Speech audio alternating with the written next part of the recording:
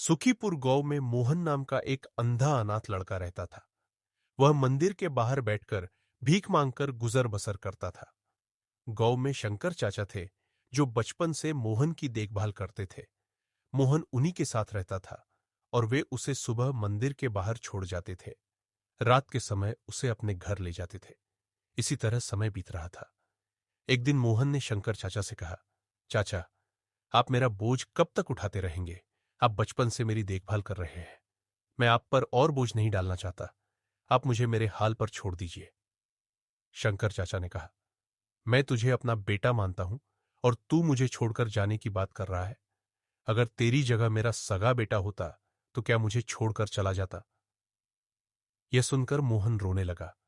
तब शंकर चाचा ने उसे समझाते हुए कहा, तू गणेश जी के मंदिर के बाहर बरसों से भीख मांग रहा है। समझ ले, तू उनकी शरण में है। उनकी पूजा किया कर, वे ही तेरी रक्षा करेंगे। मोहन ने कहा, चाचा, हम भिखारियों को मंदिर में जाने की इजाजत नहीं है। मैं तो मन ही मन गणपति जी को याद कर लेता हूं। तब शंकर चाचा ने कहा, बेटा तू चिंता मत कर।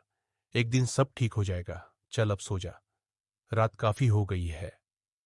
अगले दिन शंकर चाचा मोहन को लेकर गणेश जी के मंदिर पहुंचे। तभी मंदिर के पुजारी ने उन्हें रोका और कहा, अरे इस भिखारी को कहां मंदिर के अंदर ला रहे हो? ये तो हर दिन मंदिर के बाहर बैठता है। इसे मंदिर के बाहर ले जाओ। शंकर चाचा ने कहा, क्या भिखारी इंसान नहीं होते? उन्हें पूजा पाठ करने का हक नहीं होता।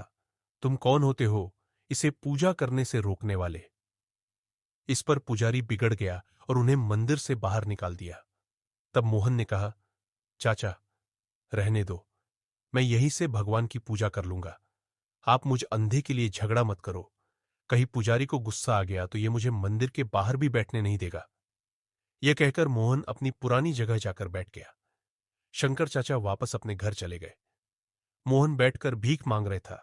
तभी उसे किसी के रोने की आवाज सुनाई दी। उसे लगा कोई बच्चा रो रहा है। उसने टटोलते हुए पूछा, तुम कौन हो और क्यों रो रहे हो? तब उस बच्चे ने कहा, मुझे भूख लगी है और मंदिर के पास की दुकान में बहुत अच्छे लड्डू रखे हैं, लेकिन मेरे पास पैसे नहीं है।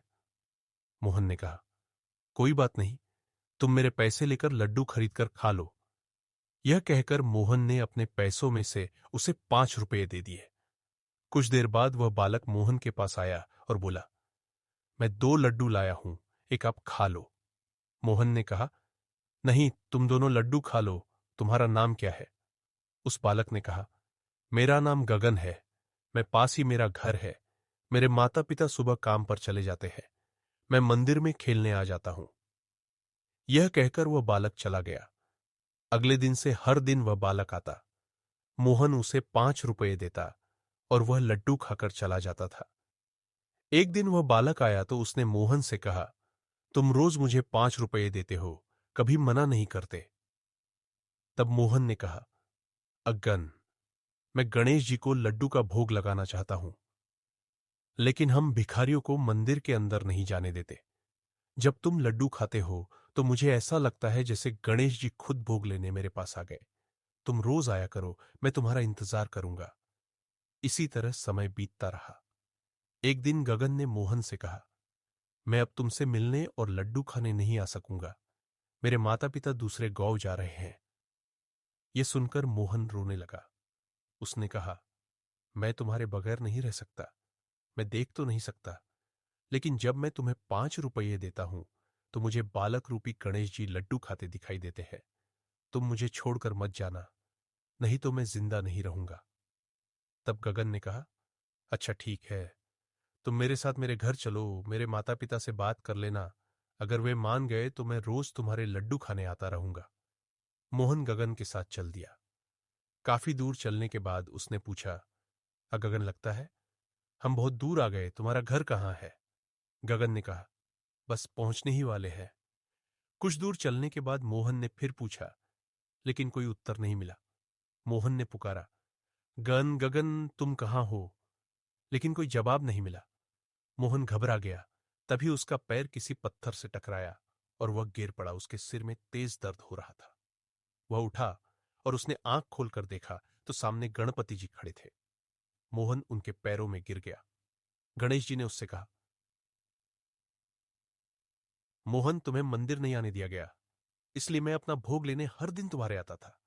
इतने गरीब होते हुए भी तुमने मुझे हर दिन लड्डू का भोग लगाया।